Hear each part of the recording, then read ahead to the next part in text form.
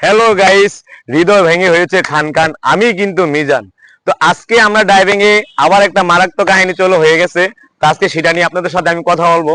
কথা হচ্ছে যে আপনার ড্রাইভিং এ আজকে আসার সময় যে আসতেছি, তা আমার এক ভদ্রলোক কিছুদিন আগে একবার গাড়িটা লাগাই দিছে, আমি খুঁজে পাই নাই কোন জায়গায় লাগাইছে।